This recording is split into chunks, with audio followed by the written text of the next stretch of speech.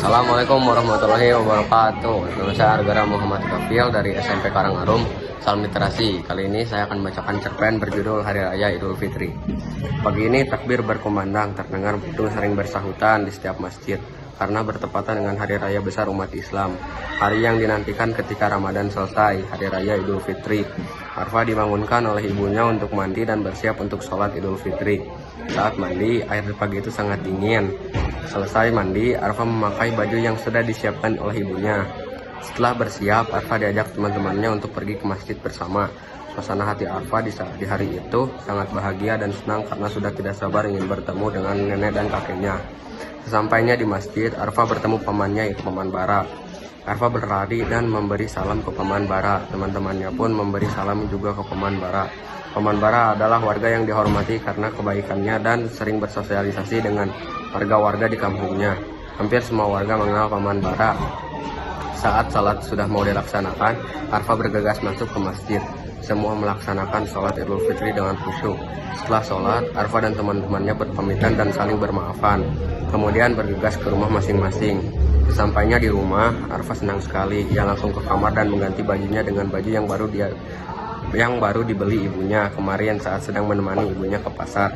Setiap lebaran, Arfa tidak seperti teman-temannya karena teman-temannya mudik, sedangkan Arfa belum pernah merasakan mudik lebaran karena jarak rumah kakek dan neneknya dekat. Tetapi Arfa bersyukur masih bisa menemui kakek dan neneknya. Setelah Arfa, ibu dan ayah selesai bersiap, mereka pun mengunjungi para tetangga dan bermaaf-maafan. Ia juga mengunjungi rumah temannya. Di sana Arfa diberi uang saku oleh ibu temannya. Arfa pun berterima kasih kepada ibu temannya, kemudian pamit dan melanjutkan mengunjungi tetangga-tetangga yang lain. Setelah selesai bersilaturahmi di lingkungan rumah, Arfa bersama ibu dan ayahnya pun kembali ke rumah. Mereka bersiap untuk ke rumah neneknya menggunakan sepeda motor. Saat di perjalanan, lalu lintas saat itu sangat macet karena banyak orang juga ingin mengunjungi kerabat mereka. Terpaksa ayah Arfa menggunakan jalan tikus atau jalan kecil agar lebih cepat sampai ke rumah nenek. Sesampainya di rumah nenek, di sana sudah banyak keluarga yang berkumpul.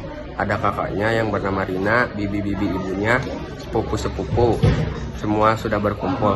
Arfa pun meminta maaf kepada nenek, kakek, ibu, dan ayahnya.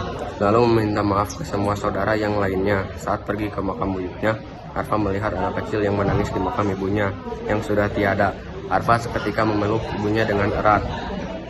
Ibunya kaget dan bertanya, "Ada apa, Nak?" Arfa memandang ibunya. "Aku melihat anak kecil yang menangis di makam ibunya." Ibu Arfa tersenyum. "Makanya sering-sering berdoa agar ibu dan ayah selalu diberi kesehatan." Sepulang dari makam, Arfa berlanjut ke rumah-rumah kerabat yang baru dilihatnya karena dulu saat kesini ia masih sangat kecil, kata ibunya.